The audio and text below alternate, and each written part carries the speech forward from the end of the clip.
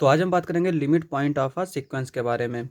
पहले उसकी डेफिनेशन देखेंगे और फिर उसके कुछ एग्जांपल्स करेंगे। तो पहले डेफिनेशन क्या कहती है कि a real number p is said to be limit point of a sequence if every neighbourhood of p contains an infinite number of elements of the given sequence.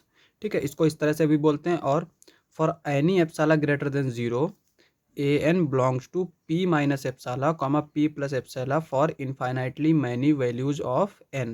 ठीक है, n की इनफाइनाइट वैल्यू के लिए अगर an जो है वो इस नेबरहुड में बिलोंग कर रहा है जहाँ पे एप्सिलॉन कुछ भी हो सकता है, तो हम कहेंगे कि ये जो p है वो हमारा लिमिट पॉइंट होगा सीक्वेंस का।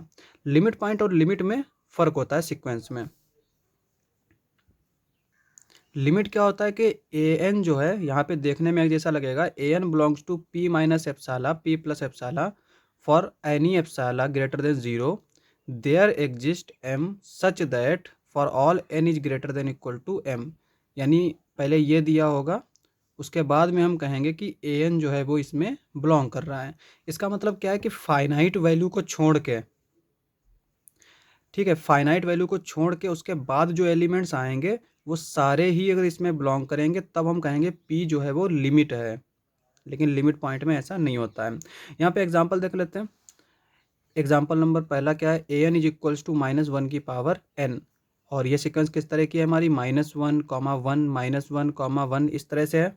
ठीक है, तो यहाँ पे अगर मैं -1 देखूँ, इसका लिमिट पॉइंट क्या हो सकता है, या तो 1 होगा या -1 होगा, चूंकि इसमें दो ही टर्म है।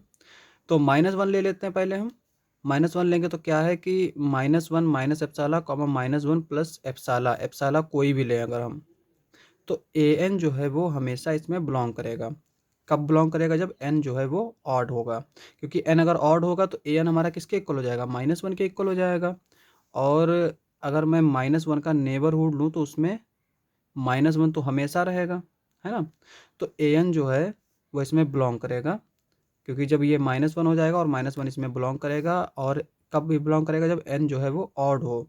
और सेट ऑफ ऑड नंबर्स जो है ना वो इनफाइनाइट होते हैं। तो इसका मतलब ये हुआ कि ए एन जो है वो इसमें infinitely many values of n के लिए जो है वो बिलोंग कर रहा है। तो इसका मतलब यहाँ पे -1 जो है वो इसका लिमिट पॉइंट हो जाएगा।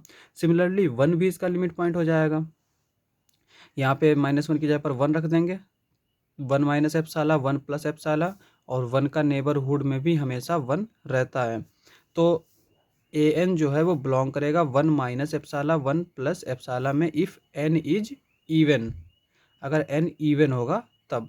ठीक है, तो इवन नंबर भी जो है वो हमारा क्या होता है, इनफाइनाइट होता है। तो इसका मतलब इनफाइनाइट वैल्यूज़ एन के लिए, यहाँ पर एन की जो इनफाइनाइट वैल्यूज़ होंगी उसके लिए ए एन जो है वो उसमें बिलोंग करेगा। तो यहाँ पे 1 भी लिमिट पॉइंट हो जाएगा। तो इसमें दोनों ही लिमिट पॉइंट हैं, -1 और 1।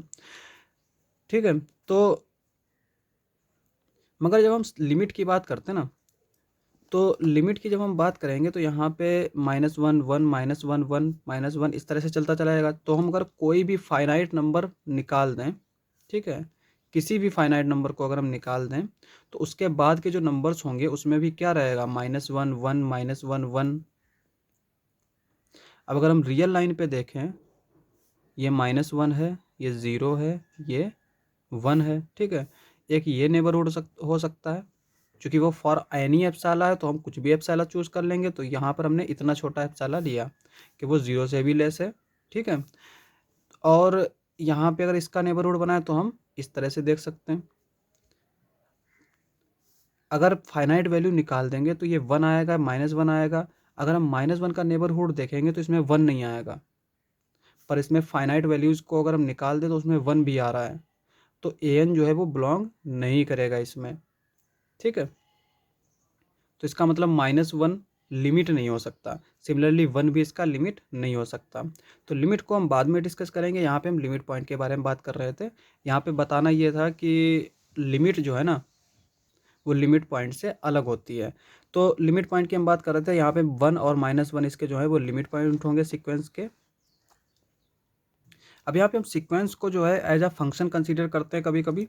जैसे फंक्शन हमारा होता है ना नेचुरल नंबर से आर पे, यही तो फंक्शन है, F of N. Is equals to A N, इस तरह से डिफाइन किया जाता है। ये हमारा सीक्वेंस होता है, ठीक है। लेकिन जब हम यहाँ पे बात कर रहे हैं ना, तो इसका मतलब ये नहीं है कि इसका जो रेंज सेट आता है फंक्शन का, उसका भी लिमिट पॉइंट हो। अगर कोई सीक्वेंस का लिमिट पॉइंट है, limit point of a sequence need not be are limit point of the range set, ठीक है। चूँकि यहाँ पर देख सकते हैं कि ए एन जो हमने सीक्वेंस ली है वो -1 की पावर n है, और इसका रेंज जो है वो क्या आता है, -1 और 1, और ये हमारा क्या है, फाइनाइट है। फाइनाइट सेट के पास कभी भी लिमिट पॉइंट नहीं होता है, ठीक है। लेकिन इस सीक्वेंस के पास -1 भी लिमिट पॉइंट है और 1 भी लिमिट पॉइंट है।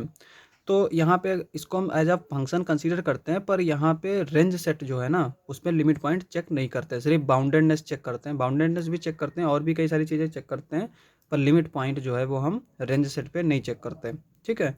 हो भी सकता है अगर यहाँ पे हम बात करें एक sequence A N is equals to 1/n, तो इसका जो रेंज सेट है ना, उसकी जो लिमिट पॉइंट है वही इस सीक्वेंस की भी लिमिट पॉइंट होगी, ठीक है। तो अब हम इसी एग्जांपल को चेक कर लेते हैं। A N is equals to 1/n। अब यहाँ पे एक चीज़ देख लेते हैं कि यहाँ पे जो लिमिट होता है ना फंक्शन वो सीक्वेंस का, वो लिमिट जो है ना वो लिमिट पॉइंट भी होगा। उसकी वजह क्या है, डेफिनेशन हम जानते हैं क्या है, कि ए एन जो है वो for any epsilon greater than 0 there exist small m such that a n belongs to p minus epsilon p plus epsilon for all n greater than equal to m। ये हमारी limit की definition है, ठीक है।